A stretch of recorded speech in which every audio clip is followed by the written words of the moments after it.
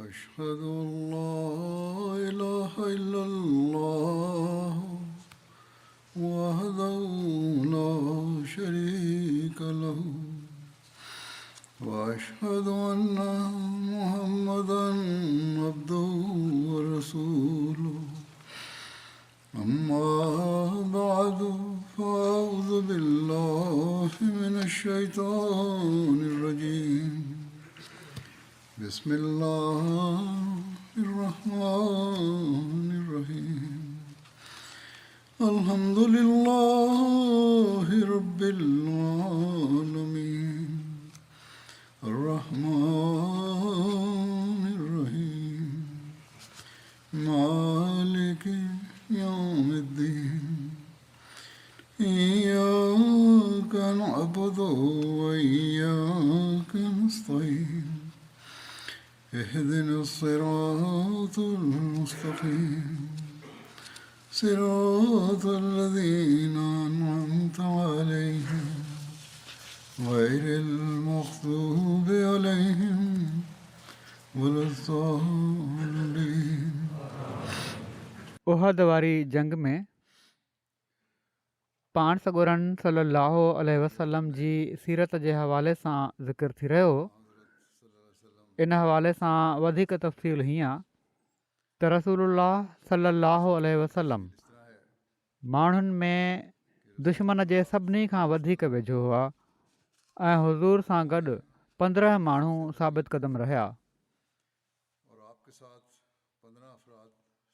8 मुहाजिरनि मां जेके हुआ अबू बकर, हज़रत उमर, हज़रत तलहा, ज़ुबैर, अब्दुर्रहमान बिन औफ़, साद बिन अबी वक़ास, अबू उबैदा बिन जर्राह ऐं 7 अंसार मां हज़रत हुबाब बिन मुंज़िर, अबू दुजाना, आसिम बिन साबित, हारिस बिन सिम्मा, सहल बिन हुनैफ़ ऐं साद बिन मुआज़ ऐं किन ही चयो आहे त साद बिन उबादा हुआ।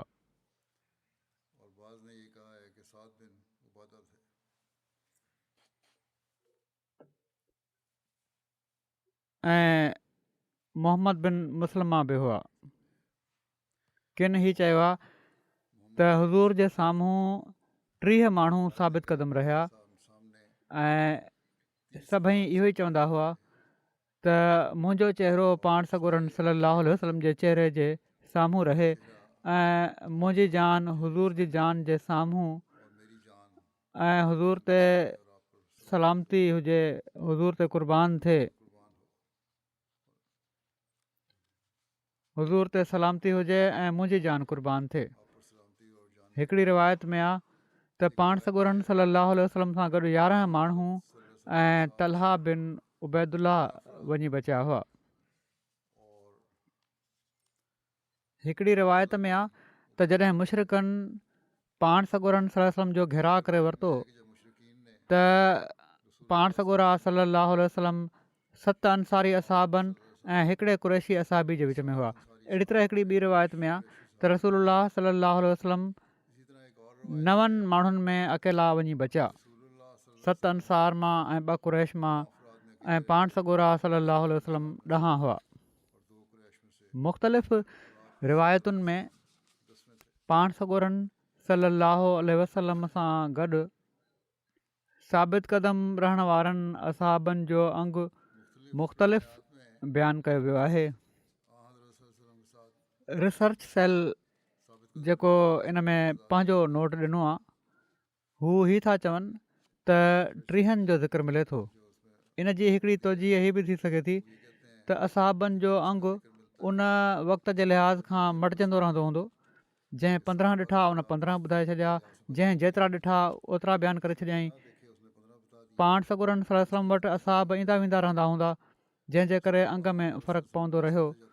बहरहाल इहो ई सही लॻे थो, छो त हीअ तफ़सील में आहे, पहिरियां बयानु थी चुको आहे गुज़िरियल ख़ुतबनि में त असहाब हुज़ूर जे चौधारी ईंदा हुआ ऐं वरी दुश्मन जे हमले जे करे दायरो टुटी वेंदो हुयो, विखरी वेंदा हुआ, वरी गॾु थींदा हुआ।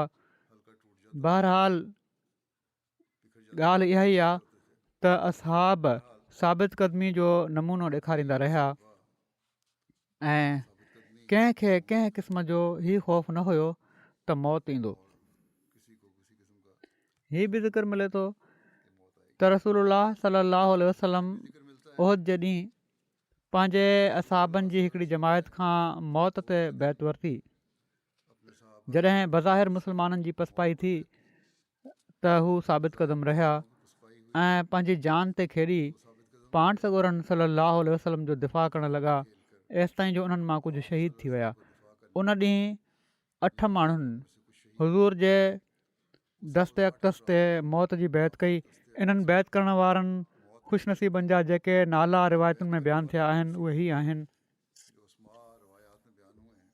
हज़रत अबू बकर रज़ी अल्लाह ताला अन्हु, हज़रत उमर रज़ी अल्लाह ताला अन्हु, हज़रत अली रज़ी अल्लाह ताला अन्हु, हज़रत तलहा रज़ी अल्लाह ताला अन्हु, हज़रत ज़ुबैर रज़ी अल्लाह ताला अन्हु, हज़रत साद रज़ी अल्लाह ताला अन्हु, हज़रत सहल बिन हुनैफ रज़ी अल्लाह ताला अन्हु, हज़रत अबू दुजाना रज़ी अल्लाह ताला अन्हु, हज़रत हारिस बिन सिमा रज़ी अल्लाह ताला अन्हु, हज़रत ख़ुबाब बिन मुंज़िर रज़ी अल्लाह ताला अन्हु ऐं हज़रत आसिम बिन साबित रज़ी अल्लाह ताला अन्हु। इन्हनि मां को बि शहीद न थियो।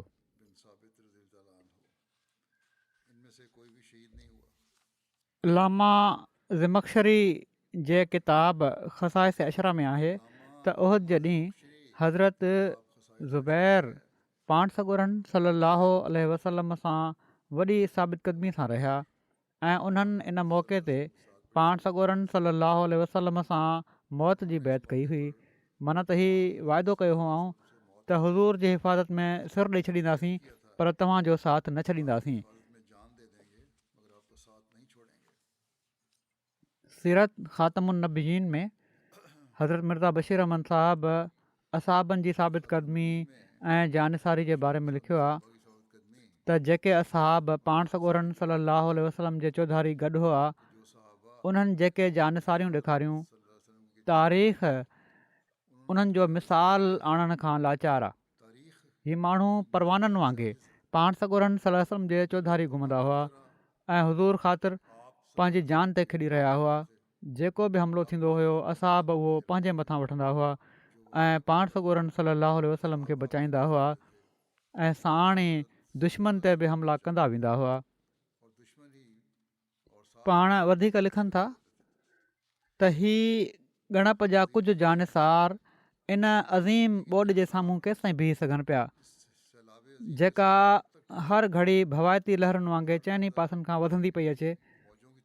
दुश्मन जे हमले जी हर लहर मुस्लमाननि खे काॾे जो काॾे वहाए पई वठी वञे ऐं जॾहिं थोरो ज़ोर झको थींदो हुयो मुस्लमान वीचारा विढ़ंदा हुआ, वरी पंहिंजे महबूब आका जे चौधारी गॾु थी वेंदा हुआ। कॾहिं कॾहिं त अहिड़ो ख़तरनाक हमिलो थींदो हुयो जो पाण सॻोरा सलाहु वसलम अमलनि अकेला वञी बचंदा हुआ।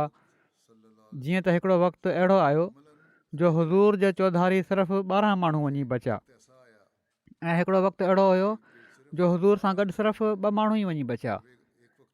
इन्हनि जानसारनि में हज़रत अबू बकर, अली, तलहा, ज़ुबैर, साद बिन वकास, अबू दुजाना अंसारी, साद बिन मुआज़ ऐं तलहा अंसारी जा नाला ख़ासि तौर ते मज़कूर आहिनि।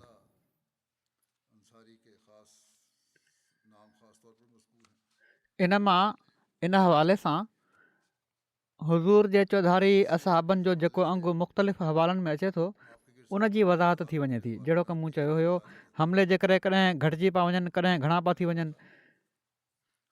हज़रत मसीह मऊद अलैहिस्सलातु वस्सलाम फ़रमाइनि था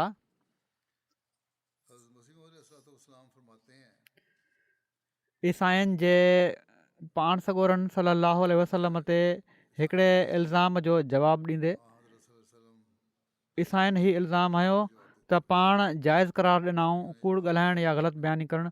पाण फ़रमाइनि था त असांजे सैयदो मौला पाण सॻोरनि सलाहु वसलम जी तालीम जो हिकिड़ो आला नमूनो हिन हंधि साबित थिए थो ऐं उहो ई त जंहिं तौरिया खे तव्हांजो यसू शीर मादर वांगुरु सॼी उमिरि इस्तेमालु कंदो रहियो पाण सॻोरनि सलाहु वसलम हतल वुस इन खां मुजतनिब रहण जो हुकुम ॾिनो।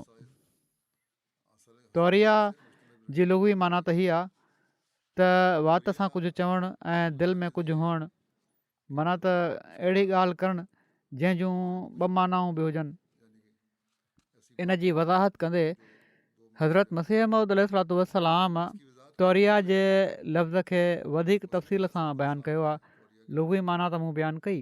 वज़ाहत अहिड़ी तरह फ़रमायाऊं त फितने महल ख़ौफ़ विचां हिकिड़ी ॻाल्हि खे लिकाइण जे लाइ कंहिं ॿी मसलिहत ते हिकिड़ी राज़ जी ॻाल्हि ॻुझी रखण जे मक़सद सां या कंहिं ॿी मसलिहत ते हिकिड़ी राज़ जी ॻाल्हि ॻुझी रखण जे मक़सद सां अहिड़नि मिसालनि ऐं तरीक़नि में बयानु कयो वञे जो अकुलमंद इन्हनि ॻाल्हियुनि खे सम्झी वञे ऐं नादान जी सम्झ में न अचे। माना त हिकमत सां अहिड़ी तरह ॻाल्हि करणु जो कूड़ बि न हुजे ऐं इन जूं केतिरियूं ई मानाऊं जेको अकुलमंद आहे उहो सम्झी वञे त असुलु हक़ीक़त छा आहे ऐं बेवकूफ़ माण्हू न सम्झी सघे, उनजो ख़्यालु ॿिए पासे हलियो वञे। पर पाण फ़रमायाऊं त हीअ आला दर्जे जी तक़वा जे ख़िलाफ़ु आहे। हीअ हदीसुनि मां साबित आहे त हीअ आला दर्जे जी तक़वा जे ख़िलाफ़ु आहे। हज़रत मसीह मऊद अलैहिस्सलातु वस्सलाम इन ते खुली करे बयानु फ़रमायो आहे। सो ही पाण सॻुरनि सल्लल्लाहु अलैहि वसल्लम खां त कॾहिं बि साबित नथो करे सघिजे, पर ईसाइनि जे मुताबिक़ हज़रत मसीह मऊद अलैहिस्सलातु वस्सलाम फ़रमाइनि था, उनजो ख़ुलासो हीअ आहे त ईसाइनि जे मुताबिक़ जंहिं शख़्स खे हू ख़ुदा चवनि था उनजो त हीअ हाल आहे त थोरी थोरी ॻाल्हि ते ग़लति बयानी कई अथई। बहरहाल इन जो तफ़सील बयानु कंदे पाण चवनि था त पाण सॻुरनि सल्लल्लाहु अलैहि वसल्लम हतुल वस इन खां पासो करण जो हुकुम ॾिनो आहे त जीअं मफ़हूम कलाम जो पंहिंजी ज़ाहिरी सूरत में बि कूड़ सां न रलिजे। पर छा चऊं ऐं छा लिखूं त तव्हांजा यसू साहब एतिरे क़दुरु इल्तिज़ाम सचाई जो न करे सघिया। जेको शख़्स ख़ुदाई जी दावा करे उनखे त बबर शींहं वांगुरु दुनिया में अचणु घुरिजे पियो, सॼी उमिरि तौरियो अख़्तियार करे न, ऐं सॼियूं ॻाल्हियूं किज़ब जे हमरंग चई करे ई साबित करे छॾे त हू उन्हनि कामिल माण्हुनि मां नाहे जेके मरण खां लापरवाह थी दुश्मननि जे मुक़ाबले ते पंहिंजो पाण ज़ाहिर कंदा आहिनि ऐं ख़ुदा ताला ते भरोसो रखंदा आहिनि। जंहिंखे तव्हां ख़ुदा चओ था उहो त सॼी उमिरि तौरीअ खां कमु वठंदो रहियो आहे। फ़रमाइनि था ऐं कंहिं जॻह ते बुज़दिली न आहिनि ॾेखारींदा।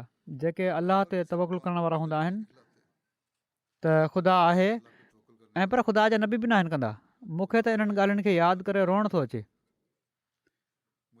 त जेकॾहिं को अहिड़े ज़ईफ़ुल अक़ल यसू जी इन ज़ोफ़े हालत ऐं तौरीअ ते जेको हिकिड़े क़िस्म जो किज़्ब आहे एतिराज़ु करे त असीं कहिड़ो जवाबु ॾियूं।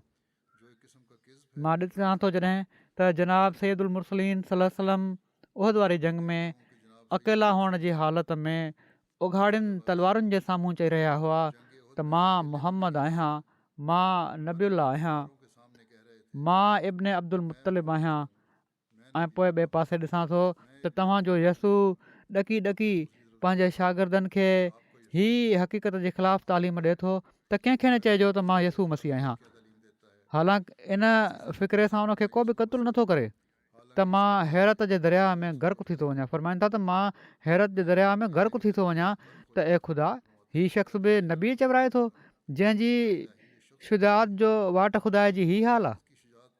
हीउ हैरत जो इज़हार हज़रत ईसा जे लाइ पाण इल्ज़ामी जवाब तौरु ॾिनो अथनि। हीअ न त पाण सम्झनि पिया त हू नबी न आहिनि, न त हुज़ूर जो हीउ मतिलबु न हुयो त हज़रत ईसा नबी न आहिनि, ऐं पर चवनि था त जंहिं नबी खे तव्हां पेश कयो था ऐं पोइ उनखे ख़ुदा जो पुटु चओ था उनजो त हीउ हाल आहे तव्हांजे किताबनि जे मुताबिक़।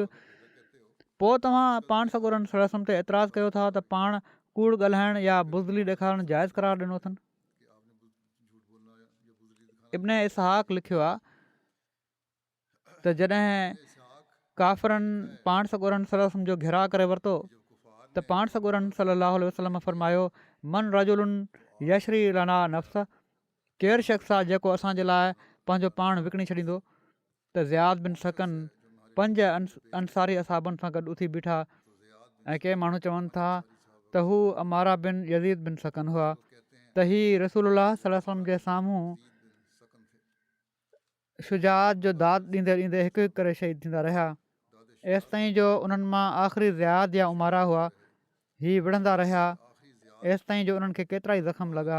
पोइ मुस्लमाननि जी हिकिड़ी जमायत मोटी आई ऐं मुशरिकनि खे रसूलुल्लाह सल्लल्लाहु अलैहि वसल्लम खां परे धिके छॾियऊं। इन खां पोइ रसूलुल्लाह सल्लल्लाहु अलैहि वसल्लम फरमायो त ज़ियाद बिन सकन खे मूं वटि आणियो। उन्हनि खे आंदो वियो त हू पंहिंजा आख़िरी साह खणी रहिया हुआ। पाण सॻोरनि सल्लल्लाहु अलैहि वसल्लम फरमायो हिन खे मुंहिंजे अञा वेझो कयो त असाब सॻोरनि उन्हनि खे पाण सॻोरनि सल्लल्लाहु अलैहि वसल्लम जे वेझो करे छॾियो।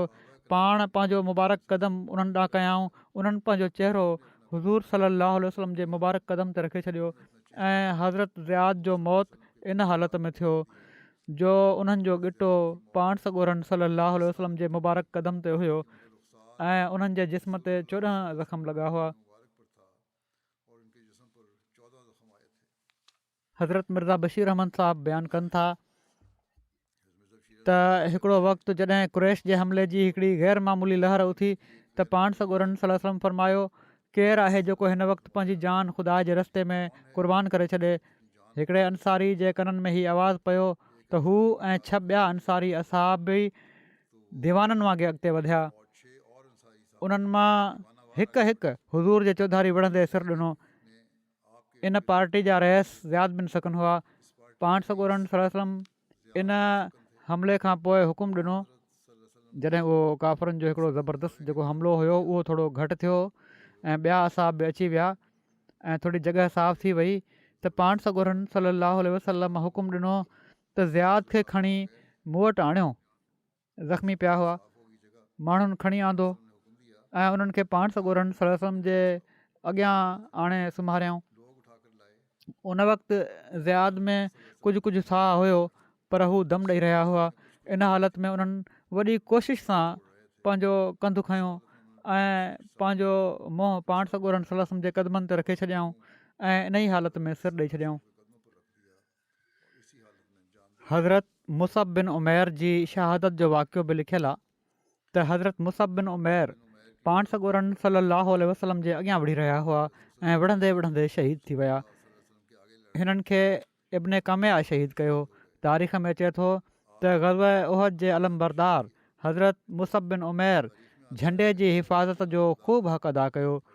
ग़ज़वा उहद जे ॾींहुं हज़रत मुसब खे झंडो खंयलु हुयो जो इब्न कमिया जेको घोड़े ते सुवारु हुयो हमलेआवर थी हज़रत मुसब जे सॼे हथ ते जंहिं हथ में खेनि झंडो खंयलु हुयो तलवार सां हमिलो कयो ऐं उनखे वढे छॾियईं। इन ते उन्हनि झंडो खॿे हथ सां खणी वरितो। इब्न कमिया खॿे हथ ते हमिलो करे उनखे बि वढे छॾियो त पाण ॿिन्ही ॿाहुनि सां इस्लामी झंडे खे पंहिंजे सीने सां लाहे वरितऊं। इन खां पोइ इब्न कमिया टियों भेरो नेज़े सां हमिलो कयो ऐं हज़रत मुसब जे सीने में खुपाए छॾियईं। नेज़ो भॼी पियो। हज़रत मुसब किरी पिया। इन ते बनु अब्दुदार मां 2 माण्हू सुहैबत बिन साद बिन हरमला ऐं अबू रूम बिन उमैर अॻिते वधिया ऐं झंडे खे अबू रूम बिन उमैर झले वरितो ऐं उहो उन्हनि जे ई हथ में रहियो एसि ताईं जो मुस्लमान वापसि थिया ऐं मदीने में दाख़िल थी विया। हीअ हिकिड़े तारीख़ी किताब में लिखियलु आहे पर किन ॿियनि रिवायतुनि जे मुताबिक़ इन खां पोइ पाण सॻोरनि सल्लल्लाहु अलैहि वसल्लम झंडो हज़रत अली खे ॾेई छॾियो। हिन वाक़े जो ज़िक्र कंदे हज़रत मिर्ज़ा बशीर अहमद साहब हीअं लिखियो आहे त कुरैश जो लश्कर तक़रीबन चइनी पासनि खां वकोड़ियूं बीठो हुयो ऐं पंहिंजे लाॻीते हमलनि सां हर घड़ी चढ़ंदो पियो अचे। इन ते बि मुस्लमान शायदि थोरी देरि खां पोइ पाण संभाले वञनि हा पर गज़ब हीअ थियो जो कुरैश जे हिकिड़े दिलेर सिपाही अब्दुल्ला बिन कमिया मुस्लमाननि जे अलमबरदार मुसब बिन उमैर ते हमिलो कयो ऐं पंहिंजी तलवार जे हमले सां उन्हनि जो साॼो हथु वढे किरायईं। मुसब फ़ौरन ॿिए हथ में झंडो झले वरितो ऐं इब्न कमिया जे मुक़ाबले जे लाइ अॻिते वधिया पर उन ॿिए हमले में उन्हनि जो ॿियो हथु बि कटे छॾियो। इन ते मुसब पंहिंजे ॿिन्ही वढियल हथनि खे जोड़े किरंदड़ इस्लामी झंडे खे संभालण जी कोशिशि कई ऐं उनखे सीने सां चिंबड़ाए वरितो, जंहिं ते इब्न कमिया उन्हनि ते टियों हमिलो कयो ऐं हिन भेरे मुसब शहीद थी किरी पिया। झंडो त कंहिं ॿिए मुस्लमान फ़ौरन अॻिते वधी झले वरितो, पर छो त मुसब जो क़द बुत पाण सॻोरनि सल्लल्लाहु अलैहि वसल्लम सां रलिजे पियो, इब्न कमिया सम्झो त मूं मोहम्मद सल्लल्लाहु अलैहि वसल्लम खे मारे छॾियो आहे, या हीअ बि मुमकिन आहे त उन जे तरफ़ां हीअ रिथ सिर्फ़ु शरारत ऐं दोखो ॾियण जे ख़्याल सां हुजे।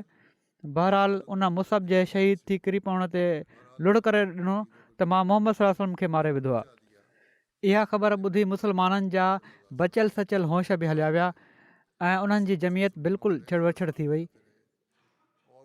जहिड़ो की बयानु थियो आहे त उहद जे मैदान में कुझु घड़ियुनि जी लापरवाहीअ इस्लामी लश्कर जी फतह खे वक़्ती पसपाई में तब्दील करे छॾियो, पर रसूलुल्लाह सल्लल्लाहु अलैहि वसल्लम ई दुनिया जी जंगी तारीख़ में बहितरीनु सिपह सालार ऐं पुरहिकमत फ़ौरी फ़ैसिलनि जा मालिक तस्लीम कया वञनि था। पाण सॻोरनि सल्लल्लाहु अलैहि वसल्लम जंग जी मटिजंदड़ सूरत हाल ते गहरी नज़र रखी, चवण ते वॾे लश्कर जे साम्हूं पंहिंजे मुंतशिर ऐं कमज़ोर लश्करनि खे इन अंदाज़ में महफ़ूज़ कयाऊं जो दुश्मन इस्लामी लश्कर खे पूरी तरह चिबाटे छॾण जे बद इरादे ते अमल न करे सघियो। हज़रत मुसब बिन उमैर जी शहादत खां पोइ रसूलुल्लाह सल्लल्लाहु अलैहि वसल्लम इस्लामी लश्कर जो झंडो हज़रत अलीअ खे अता कयो। पाण इस्लामी लश्कर जो अलम हथ में खयाऊं ऐं फ़तह जे नशे में गुम दुश्मननि जे साम्हूं ॼमी बीह रहिया। संदन तलवार ज़रब ते ज़रब हणी रही हुई, मुंतशिर इस्लामी लश्कर जा हौसला बहाल करे रही हुई। हज़रत अली रसूलुल्लाह सल्लल्लाहु अलैहि वसल्लम जे चौधारी गॾु थियल कुझु माण्हुनि ते मुश्तमिल इस्लामी लश्कर जी नंढड़ी जमायत सां रलिजी अहिड़ी जंग विढ़ी जो मुशरिकनि जे घेरे मां निकिरण जो रस्तो ठही वियो। जीअं त रसूलुल्लाह सल्लल्लाहु अलैहि वसल्लम जी क़यादत में हिन नंढड़ी जमायत रस्तो ठाहियो ऐं जंग जे मैदान में मौजूदु मुंतशिर इस्लामी लश्कर ॾांहुं वधिया, जेके रसूलुल्लाह सल्लल्लाहु अलैहि वसल्लम जी शहादत जी ख़बर ॿुधी दिलि छॾियूं पिया वञनि।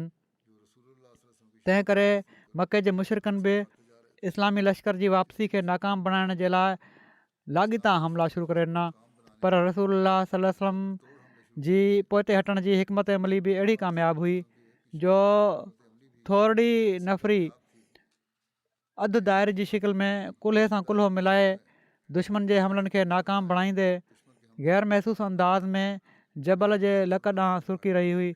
दुश्मन घेराव करण जे लाइ भरपूर ताक़त जो इस्तेमालु कयो, पर पाण सॻोरनि सल्लल्लाहु अलैहि वसल्लम हमलेआवरनि जो मेड़ चीरे रस्तो ठाहे ई वरितो। उहद वारी जंग जे मौक़े ते निंड ऐं गनूदगी जे तारी थियण जो बि ज़िक्र मिले थो त असहाब जेके जंग विढ़ी रहिया हुआ उन्हनि ते निंड जी कैफ़ियत तारी थी वई। अलाह ताला का अहिड़ी सूरत पैदा करे छॾी जो निंड जो खुमार उन्हनि खे अची वियो।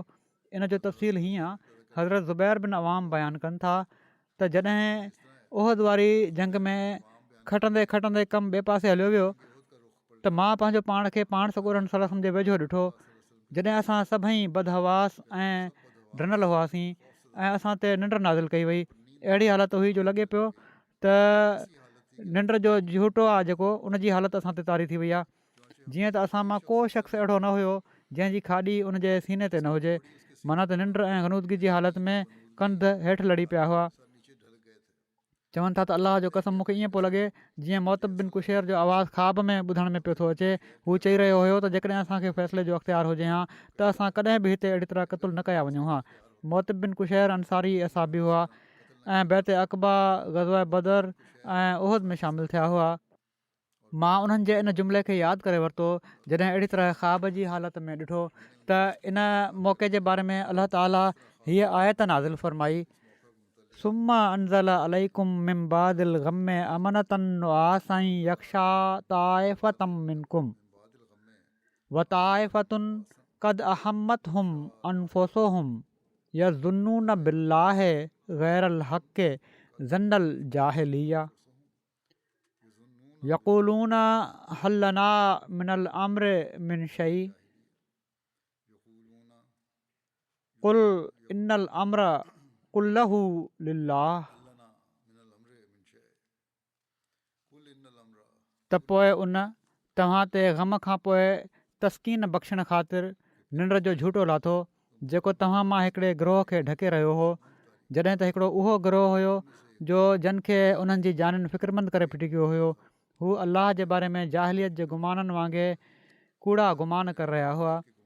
हू चई रहिया हुआ त छा अहम फ़ैसिलनि में असांजो बि को अमल दख़ल आहे? तूं चई छॾ त यकीननि फ़ैसिले जो अख़्तियार मुकमल तौर ते अलाह खे ई आहे। हज़रत काब बिन अमर अंसारी बयानु कयो आहे त ग़ज़वा उहद जॾहिं हिकिड़े मौक़े ते मां पंहिंजी क़ौम जे 14 माण्हुनि सां पाण सॻोरनि सलम वटि हुउसि। इन ते असां ते निंड जो झूठो आयो जेको अमन तौरु हुयो, माना त वॾे सुकून वारो निंड जो झूठो हुयो। जंगी हालत हुई पर हीउ अहिड़ो झूठो हुयो जेको असांखे सुकून ॾेई रहियो हुयो। को शख़्स अहिड़ो न हुयो जंहिंजे सीने मां धवणी वांगुरु घोंघरनि जो आवाज़ु न निकिरी रहियो हुजे। चवनि था त मां ॾिठो त बशर बिन बरा बिन मारूर जे हथां तलवार छॾाइजी किरी पई ऐं उन्हनि खे तलवार करण जो अहसासु बि न थियो। हालांकि मुशरिक़ असां ते चढ़िया पिया अचनि। हिन आयत जो तफ़सीर हज़रत ख़लीफ़ुल मसीह राबे बयानु कंदे हीउ लिखियो आहे त बहरहाल हीउ थी सघे थो त उन्हनि खे हीउ महसूसु थियो हुजे त तलवार किरी पई आहे, छो त उन वक़्तु अहिड़ी हालत में निंड त हुई पर उन्हनि जे हथनि में जेके हथियार हुआ मज़बूती सां क़ाइमु हूंदा हुआ। हीअ किरण लॻंदा हुआ, झटको लॻंदो हुयो। बहरहाल हिते लफ़्ज़ नुआस इस्तेमालु थियो आहे। इन जो तफ़सीर हीअं आहे त अमनतन नुआसनि मुख़्तलिफ़ पहलुअनि खां इन जा जेके तर्जुमा आहिनि उन्हनि जो ख़ुलासो हीअ आहे, ख़ुलासतनि हीअ माना बणिजंदी त ग़म खां पोइ तव्हां ते अहिड़ो सुकून नाज़िल फ़रमायई जंहिंखे निंड चई सघूं था, या अहिड़ो निंड जो झूठो अता कयई जंहिंमें अमन हो, या उहो अमन ॾिनई जेको निंड जहिड़ो असरु रखे पियो या निंड में शामिलु हो। हीअ अमनतनि नुआसनि जो हीअ मतिलबु आहे त निंड जो झूठो वक़्ती तौर ते ईअं कंधु निवड़ाए टुॿी ॾेई वञण खे बि चइबो आहे,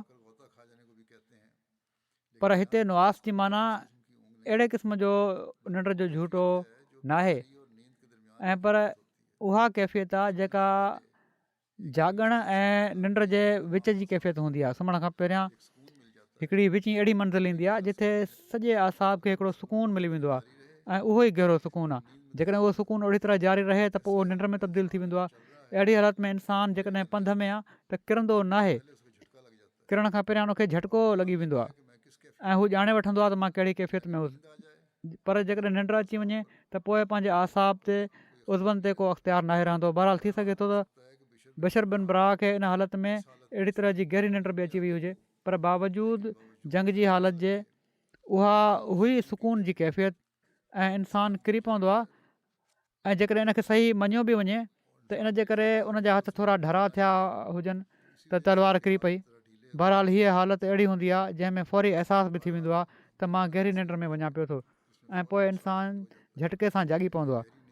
सो अलाह ताला फ़रमाए थो त असां तव्हांखे हिकिड़ी अहिड़ी सुकून जी हालत अता कईसीं जेका निंड जहिड़ी हुई, पर निंड वांगुरु एॾी गहरी न हुई जो तव्हांखे पंहिंजे मथां पंहिंजे उज़वनि ते को अख़्तियार न रहे। उहा सकीनत त बख़्शे रही हुई पर तव्हांखे बेकार न पई करे। अहिड़ी तरह हज़रत अबू तलहा चवनि था, ऐं हीअ बुख़ारी जी हदीस में आहे त उहद जे ॾींहुं ऐं जंग में असांखे निंड जे झूठनि अची वरितो, ऐं हीअ उहे निंड जा झूठा आहिनि जंहिंजो पहिरियां ज़िक्र थी चुको आहे। हज़रत तलहा चवनि था त तलवार मुंहिंजे हथ मां किरण लॻंदी हुई त मां उनखे झले वठंदो हुउसि। सो हीअ हदीस ॿुधाए थी त अहिड़ी निंड जी कैफ़ियत न हुई जो हथनि मां शयूं हेठि वञी किरनि या हलंदे हलंदे असां किरी पऊं। तस्कीन हुई, सकीनत हुई, पर पोइ बि हिकिड़ी हद ताईं असांखे पंहिंजे उज़वनि ते अख़्तियार हासिलु हो। वरी किरण लॻंदी हुई त वरी झले वठंदा हुआसीं। माना त हीअ निंड जे झूठे जो हिकिड़ो हिसो को ओचितो ईअं ई न आयो, ऐं पर हिकिड़ी कैफ़ियत हुई जेका उन्हनि माण्हुनि ते कुझु वक़्तु हलंदी रही। तिरमिज़ी अबवाब तफ़सीर में हज़रत अबू तलहा रज़ी अलाह ताला अन्हु खां रिवायत आहे त ग़ज़वा उहद जे ॾींहुं मां मुंडी मथे करे ॾिसणु लॻुसि त हर माण्हू निंड जा झूठा खाईंदे खाईंदे पंहिंजी ढाल खां हेठि निवड़ी रहियो हुयो। जाॻण जे करे या थक जे करे उन्हनि असाबनि जी तमामु ख़राबु हालत थी वई हुई, ऐं अहिड़ी हालत में अलाह ताला तरफ़ां हीअ सुकून जी कैफ़ियत मिली रही हुई। चवनि था त हीअ नज़ारो अहिड़ो ई नज़ारो थियो जो जेको आम हो, को इतफ़ाक़ न हिकिड़े थकियल मुजाहिद ते ठहकी अचण वारी कैफ़ियत न हुई। ऐं पर सभई मुजाहिद जेके पाण सॻोरनि सलम सां गॾु जंग में दुश्मन जे ख़िलाफ़ु जुटिया पिया हुआ, उन्हनि सभिनी ते ओचितो ॼण त आसमान तां हिकिड़ी शइ लथी आहे ऐं उन हालत उन्हनि खे ढके वरितो आहे। उन वक़्तु उन्हनि खे इन शइ जी सुकून जी, पंहिंजे असाब खे रिफ्रेश करण जी, उन्हनि खे चुस्त करण जी शदीद ज़रूरत हुई। ऐं हीअ सुम्हण जो टाइम न हुयो। ऐं जॾहिं अहिड़ी हालत हुजे, जॾहिं अहिड़ी थक जी हालत हुजे, त अहिड़ी हालत इंसाननि ते तारी थी वेंदी आहे। बहरहाल सॼी क़ौम साॻे टाइम हिकिड़ी अहिड़ी निंड जी हालत में हली वञे जॾहिं त लड़ाई थी रही हुजे ऐं दुश्मन खां सख़्तु ख़तरो बि दरपेश हुजे, हीउ एजाज़ आहे, हिकिड़ो मौजज़ो आहे। हीउ को इतफ़ाक़ी हादिसो न आहे, किन माण्हुनि सां थी वेंदो आहे, पर हीउ को इतफ़ाक़ी हादिसो न आहे, हीउ हिकिड़ो मौजज़ो आहे। ऐं हीअ अलाह ताला तरफ़ां हिकिड़ी ख़ासि सुकून जी कैफ़ियत उन्हनि खे उन वक़्तु अता कई वई हुई। अलामा अब्दुर रज़ाक ज़ोहरी खां रिवायत कंदे बयानु कयो आहे त रसूलुल्लाह सल्लल्लाहु अलैहि वसल्लम जे नूरानी चहिरे ते उहद जे ॾींहुं तलवार सां 70 हमला कया विया। अलाह ताला हुज़ूर खे उन्हनि सभिनी जे शर खां बचायो। इब्न हजर अस्कलानी बयानु कनि था त हीअ बि इहतमाल आहे त ज़ोहरी 70 मां हक़ीक़तनि 70 ई मुराद वरिता हुजनि, या इन मां घणाई ऐं वधा मुराद थी सघे थो। हज़रत अक़दस मसीह मऊद अलैहिस्सलातु वस्सलाम फ़रमाइनि था, जंग में सभिनी खां दिलेर उनखे सम्झो वेंदो हुयो जेको पाण सॻोरनि सलाहु वसलम जे भरिसां हूंदो हो, छो त पाण वॾियुनि वॾियुनि ख़तरनाक जॻहुनि ते हूंदा हुआ। सुभान अल्लाह, कहिड़ो न शान आहे। उहद में ॾिसो जो तलवारुनि ते तलवारूं थियूं हलनि, अहिड़ी छिती जंग थी रही आहे जो असहाब बर्दाश्त नथा करे सघनि, पर हीउ दिलेर सीनो सपर थी विढ़े पियो थो। इन में असहाबनि जो ॾोह न हुयो, अलाह ताला उन्हनि खे बख़्शे छॾियो आहे। ऐं पर इन में राज़ ई हुयो त जीअं रसूलुल्लाह सल्लल्लाहु अलैहि वसल्लम जी शुजात जो नमूनो ॾेखारियो वञे। पाण फ़रमाइनि था त हिकिड़े मौक़े ते तलवार ते तलवार पई पए ऐं पाण नबूअत जी दावा पिया कनि त मोहम्मद रसूलुल्लाह मां आहियां। चवनि था पाण सॻोरनि सल्लल्लाहु अलैहि वसल्लम जे निरड़ ते 70 ज़ख़्म लॻा, पर ज़ख़्म हल्का हुआ। हीउ ख़ुल्क़े अज़ीम हो। पाण सॻोरनि सल्लल्लाहु अलैहि वसल्लम जे खॾ में किरण जे वाक़े जे बारे में रिवायत हीअं बयानु थी आहे त अबू आमिर फ़ासिक उहद जे मैदान में केतिरियूं ई खॾूं हंधे हंधे खोटे छॾियूं हुयूं त जीअं मुस्लमान बेख़बरी में उन्हनि में किरंदा रहनि ऐं नुक़सानु थींदो रहनि। पाण सॻोरा सल्लल्लाहु अलैहि वसल्लम बेख़बरी में उन्हनि मां हिकिड़ी खॾ में किरी पिया। हुज़ूर ते वशी तारी थी वई ऐं हुज़ूर जा ॿई गोॾा ज़ख़्मी थी पिया। हज़रत अली तकड़ में अॻिते वधी हुज़ूर खे हथनि में वरितो ऐं हज़रत तलहा बिन उबैदुल्ला हुज़ूर खे मथे खणी ॿाहिरि कढियो। पाण सॻोरनि सल्लल्लाहु अलैहि वसल्लम जे किरण जो सबबु बदबख़्त इब्न कमिया बणियो हुयो, छो त उन पाण सॻोरनि सल्लल्लाहु अलैहि वसल्लम ते हमिलो करे तलवार जो हमिलो कयो हुयो। तलवार हुज़ूर जे कंध ते लॻी, जेतोणीकि तलवार हुज़ूर ते को असरु न कयो, पर उन जे धक सां हुज़ूर जे कंध मुबारक में एॾो सख़्तु झटको लॻो जो उनखां पोइ हिकिड़े महीने या उनखां वधीक वक़्त ताईं हुज़ूर जे कंध में तकलीफ़ रही। साण ई उन हुज़ूर ते पथर हलाइणु शुरू करे ॾिना, जंहिंमां हिकिड़ो पथर हुज़ूर जे पासे में लॻो।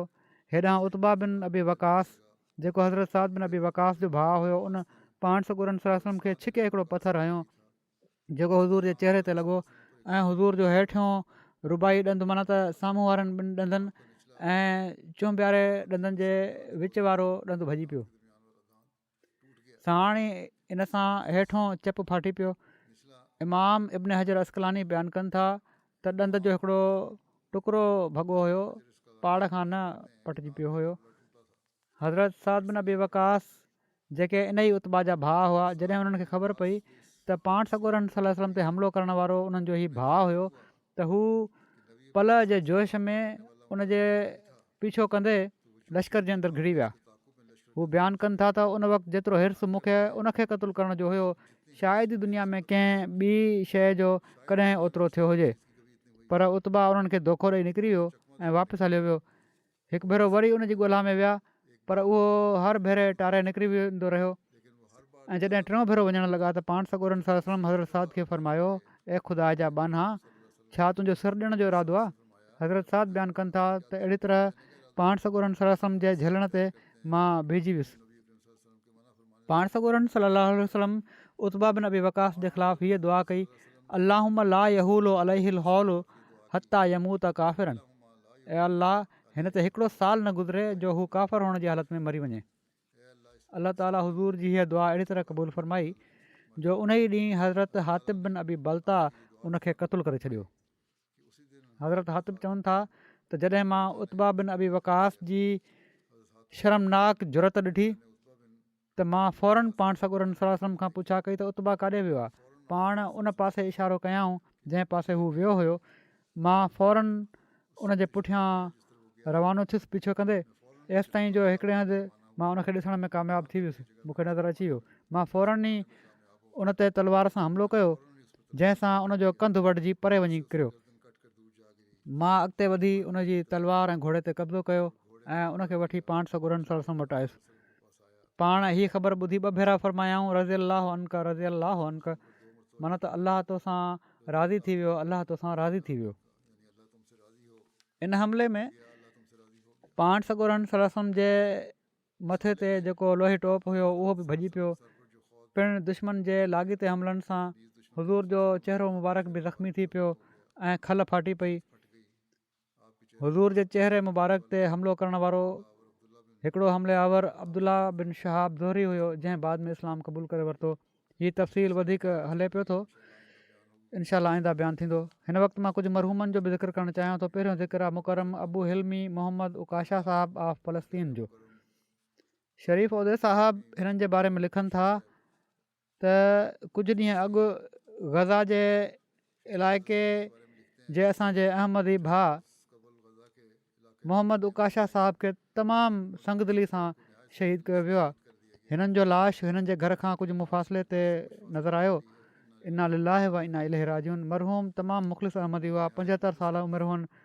पंहिंजे असली ॻोठ मां हिजरत करे ग़ज़ा जे इलाइक़े जबालिया में पनाह गुज़ीरनि जी कैंप में रहंदा हुआ। हिननि जा 7 पुट 5 धीअरूं ऐं 33 पोटा पोटियूं ऐं ॾोहिटा ॾोहिटियूं आहिनि। हिननि जा पोटा ॿुधाइनि था त केतिरनि ई हफ़्तनि खां हिननि सां राब्तो मुनक़ते हुयो। वक़्ती जंगबंदी दौरान इन्हनि खे ॻोल्हण वियुसि त मां उन्हनि खे ॾिठुमि त घर न आहिनि। पोइ हिननि जे घर खां 100 मीटर परे विखरियल लाशनि में हिननि जो लाश मिलियो। हिननि खे मथे में गोली हणी शहीद कयो वियो हुयो। ग़ज़ा जा हिकिड़ा अहमदी यासिर शाहीन साहब चवनि था त मरहूम 10 साल अॻु डिश हणाई त मूंखे चयाऊं त MTA चैनल ॻोल्हण में मुंहिंजी मदद कर। इन मौक़े ते उन्हनि जे ज़रिए मूंखे अहमदियत जी ख़बर पई। कुझु वक़्त खां पोइ उन्हनि जमायत जे बारे में मूंखे मज़ीद तारीफ़ करायो ऐं के किताब मोकिलियाऊं। पोइ कुझु वक़्तु ताईं असांजे विच में बहस हलंदो रहियो। इन खां पोइ मूं इस्तिखारो कयो ऐं पंहिंजी घरवारी समेत बैत जी तौफ़ीक़ मिली। मुंहिंजी बैत ते मोहम्मद उकाशा साहब तमामु ख़ुशि हुआ। उनखां पोइ असांजा तालुकात मज़बूत थींदा विया। हू केतिरा कलाक मूंखे मुख़्तलिफ़ क़ुरानी आयतुनि जो तफ़सीर ॿुधाईंदा हुआ, तफ़सीर कबीर मां इक़्तिबास ॿुधाईंदा हुआ ऐं नासिख़ मनसूख़ जहिड़ा मसाला सम्झाईंदा हुआ। हिननि जो तिर्ज़ बयानु तमामु पसंदीदा हो। हे वॾे वक़्त खां हिकिड़ो किताबु तालीफ़ करे रहिया हुआ ऐं मूंखे सॾु करे किताबु ॿुधाईंदा हुआ ऐं उनखे बहितर कंदा हुआ ऐं मुख़्तलिफ़ मामला बहस हेठि आणींदा हुआ। उन्हनि जो इरादो हुयो त पंहिंजे घर खे वॾो करे उन में हिकिड़ी लाइब्रेरी ठाहिनि जंहिंमें जमायती किताबनि जूं फ़ोटो कापियूं ठाहिनि। पर उन्हनि जो ख़ानदान अहमद जे करे हिननि ते ज़ुल्म कंदो हुयो। इन लाइ उन्हनि जो इहो इरादो पूरो न थी सघियो। इन्हनि जे ज़रिए ग़ज़ा जमायत सां मुंहिंजो तारुफ़ थियो। असां सभई उन्हनि जी औताक़ में हिननि सां मुलाक़ातूं कंदा हुआसीं। आख़िरी सालनि में सिहत जी ख़राबी सबबु अक्सर घर में रहंदा हुआ ऐं चुरपुर ॾुखी हुअनि। ग़ज़ा जा हिकिड़ा ॿिया अहमदी आहिनि। इवस साहब चवनि था त मरहूम जो क़दु डिघो, जिस्म कमज़ोर ऐं ॾाढी अछी हुई। हिननि जी नेकी ऐं तक़वा जो असरु फ़ौरन ई मुखातिब ते थी वेंदो हुयो। हमेशह ज़िक्र इलाही ऐं जमायती किताब पढ़ण में मसरूफ़ रहंदा हुआ। हिननि जी ॾाढी ख़्वाहिश हुई त हिननि जे घर जे भरिसां जमायत जी हिकिड़ी मस्जिद ठहे। 2014 जी जंग खां पोइ उन्हनि पंहिंजे हथ सां हिकिड़ो मज़मून लिखियो जंहिंमें लिखियाऊं त हिकिड़ो ॾींहुं अचण वारो आहे जो क़बरुनि ते बमबारी थींदी ऐं उन्हनि जा कतबा ऐं पथर हेॾे होॾे विकिरी वेंदा। पोइ बिल्कुलु ईअं ई थियो। बावजूदु ॾुखियाईनि में वकोड़ियल हुअण जे हर मिलण वारे सां हमेशह मुर्की मिलंदा हुआ। तमामु सख़ी ज़हीन ऐं ॿियनि जी सोच खे तमामु जल्द पढ़ी वठण वारा हूंदा हुआ।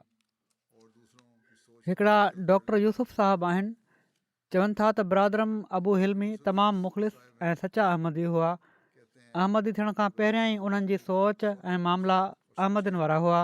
तंहिं करे जमायत जो इल्मु थींदे ई पाण फ़ौरन बैत करे वरितऊं। बैत खां पोइ मशाइख़ ऐं हेॾां होॾां जे माण्हुनि सां जमायत जे बारे में ॻाल्हि ॿोल कंदा रहंदा हुआ, जंहिंजे करे उन्हनि खे पंहिंजे वेझनि तरफ़ां बि वॾी मुखालफ़त ऐं तकलीफ़ खे मुंहुं ॾियणो पियो। आख़िरी उमिरि में घोड़ी जी टेक ते हली करे अची जिम ऐं इजलासनि में सभिनी खां पहिरियों हाज़िर थींदा हुआ। हालांकि उन्हनि खे वॾी तकलीफ़ ऐं रस्ते में मुखालफ़नि जे करे ख़तरनि खे मुंहुं बि ॾियणो पवंदो हुयो। चंदा बि ॿियनि खां पहिरियां ॾींदा हुआ। हालांकि हथु तंग हुआ। उन्हनि जी ख़्वाहिश हुई त जमायत ऐं उन जा फ़िक्र सॼी दुनिया में ग़ालिब अची वञनि, छो त इन ई में इंसानियत जी सभिनीनि ॾुखियाईनि जो हलु आहे। उन्हनि जो इरादो हुयो त पंहिंजो घर ऐं ज़मीन जो हिकिड़ो टुकड़ो जमायत खे ॾेई छॾनि त जीअं उते मस्जिद ऐं जमायती मर्कज़ ठहे। पर मुख़ालिफ़ माइट इन में रंडक बणिजी विया।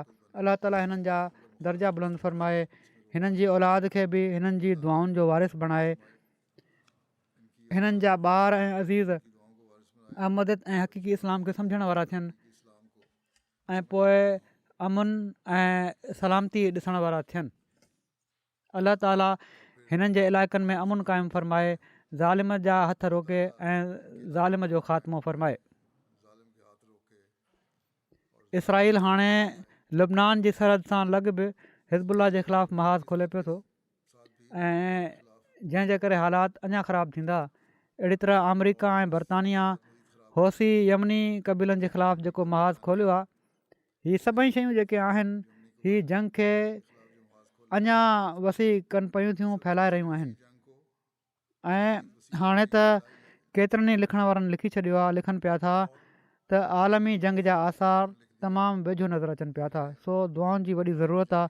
अलाह ताला इंसानियत खे अक़ुलु ऐं सम्झ अता फ़रमाए। हिकिड़ो ॿियो ज़िक्र आहे, मरहूमा आहिनि अमतुन नसीर ज़फ़र साहिबा।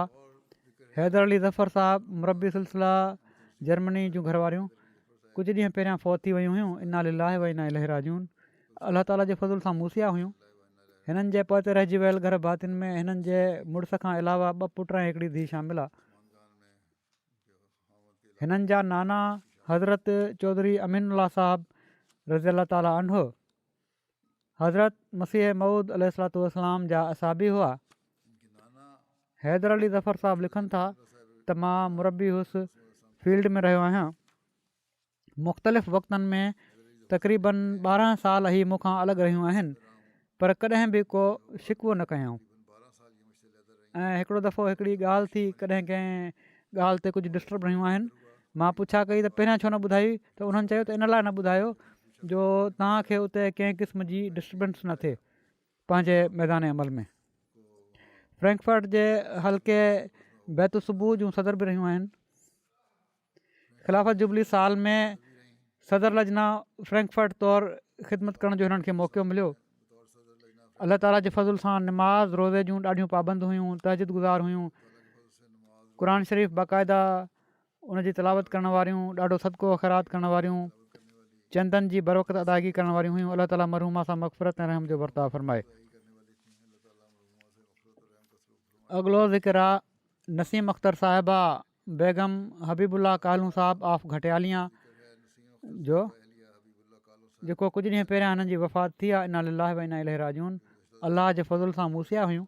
वसियत जो समूरो हिसाबु वफ़ात ताईं बिल्कुलु मुकमिल हुयो। जाइदाद जो हिसो पंहिंजी ज़िंदगी में ॾेई छॾियो हुओ। पोइ हिते रहिजी वियल घर भातियुनि में घर वारे खां अलावा 6 पुट ऐं 2 धीअरूं शामिलु आहिनि। हिकिड़ी धीउ हिननि जी ज़िंदगी में फ़ौत थी वई हुई। उनजे ॿारनि खे बि वॾी मोहबत सां रखियाऊं, तालीम ॾियारायाऊं। पुटनि मां 4 वाक़फ़ीन ज़िंदगी आहिनि। हिकिड़ा पुट हिननि जा नवीद आदिल साहिबु मुरबी सिलसिला मिशनरी इंचार्ज आहिनि लाइब्रेरिया जा, ऐं मैदान अमल में हुअण जे करे पंहिंजी वालदा जे जनाज़े में शामिलु न थिया। हीअ चवनि था त हिननि जे ख़ानदान में अहमदियत हिननि जे वालिद मौला बख़्श साहिब जे ज़रिए आई, जन ख़िलाफ़त सानिया जे दौर में बैत कई हुई। उन्हनि जो दीनी इल्मु भलो हो। कॾहिं कॾहिं मिलण वारा हिननि खां पुछंदा हुआ त तव्हांजी तालीम केतिरी आहे, पर दुनिया जी तालीम बि तमामु मामूली हुई। दीनी इल्म जे शौक़ जे बारे में अक्सर ॿुधाईंदियूं हुयूं त हीअ उन्हनि जे वालिद मोहतरम जे करे आहे, छो त हू जेको बि दर्स वग़ैरह मस्जिद में ॿुधी ईंदा हुआ असांखे घर अची ज़रूरु ॿुधाईंदा हुआ। त वालदेन जो वॾो असरु थींदो आहे जेकॾहिं घर में अहिड़ी तरह डिस्कशन थी रही हुजे त। जमायत ऐं ख़िलाफ़त सां तमामु घणी मुहबत हुई, तमामु दिलेर ऐं दीनी गैरत रखण वारियूं हुयूं। जमायत ऐं हज़रत मसीह मौद अलैहिस्सलाम जे ख़िलाफ़ु कंहिं क़िस्म जी ॻाल्हि बर्दाश्त न करे सघंदियूं हुयूं। नमाज़ुनि जूं पाबंद, तहजुद पढ़ंदड़, एतकाफ़ बि बाक़ाइदा वेहंदियूं हुयूं, सवाइ आख़िरी कुझु सालनि जे।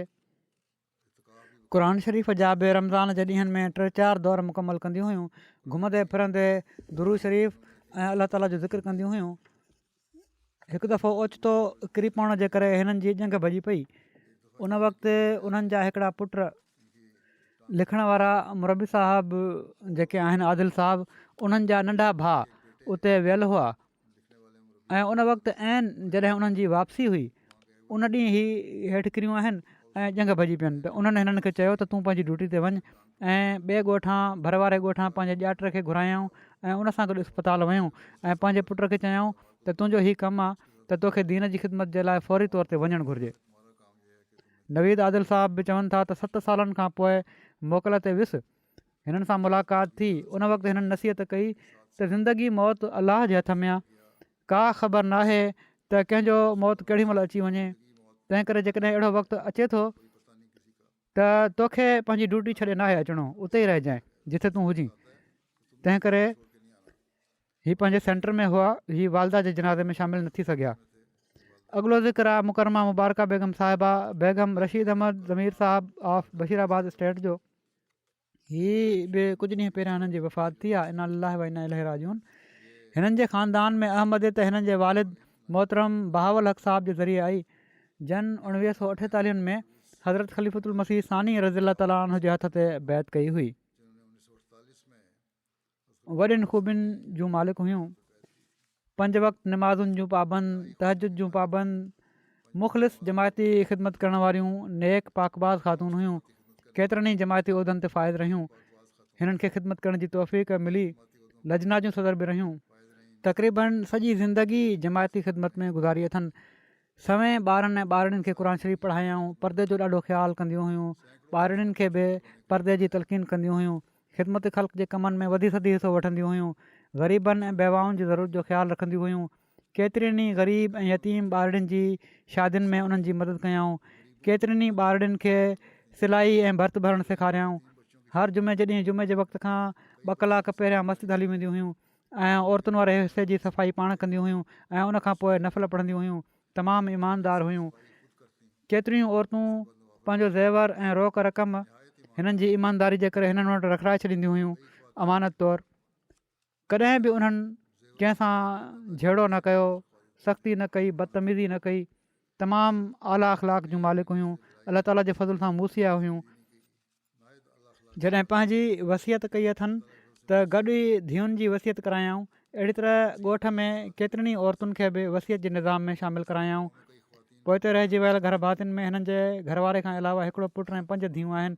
मुकरम उस्मान अहमद साहिबु मुरबी सिलसिला रकीम प्रेस सैरालून ऐं मुकरम सआदत अहमद साहिबु मुरबी सिलसिला बुर्किना फासो जी ससु हुयूं। ऐं हिननि जूं 2 धीअूं जेके आहिनि उन्हनि जी मुरबियुनि सां शादी थियल आहे। हीअ पंहिंजी माउ जे आख़िरी वक़्त में उते मौजूदु न हुयूं, पंहिंजी ख़िदमत जी जॻह ते हुयूं। हिननि जी धीउ आसफ़ा साहिबा चवनि थियूं त मां पंहिंजे घरवारे उस्मान अहमद साहिब सां गॾु सैरालियुनि में ख़िदमत जी तौफ़ीक़ हासिलु कयां पई थी। मैदान अमल में हुअण जे करे मां वालदा जे जनाज़े ऐं तदफ़ीन में शामिलु न थी सघियसि। अहिड़ी तरह मुंहिंजी नंढी भेण मरियम बुशरा बि बुर्किना फासो में आहे, उहा बि शामिलु न थी सघी। अलाह ताला हिननि खे सबुरु ऐं हौसलो अता फ़रमाए ऐं मरहूमा सां मग़फ़िरत ऐं रहम जो वर्ताव फ़रमाए। हिननि जूं दुआऊं हिननि जी औलाद जे हक़ में पूरियूं फ़रमाए।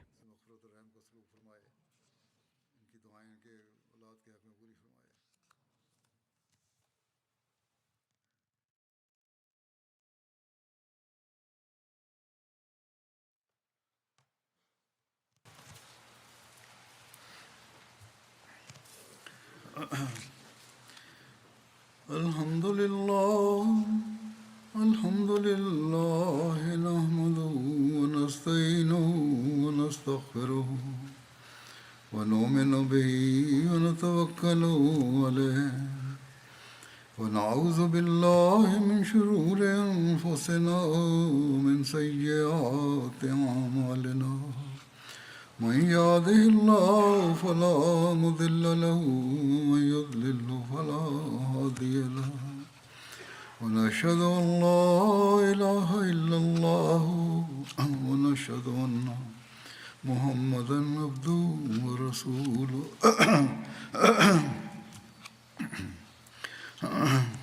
عباد الله رحمكم الله إن الله يأمر بالعدل والإحسان وإيتاء ذي القربى وينهى عن الفحشاء والمنكر والبغي يعظكم لعلكم تذكرون اذكروا الله يذكركم وادعوه يستجب لكم ولذكر الله أكبر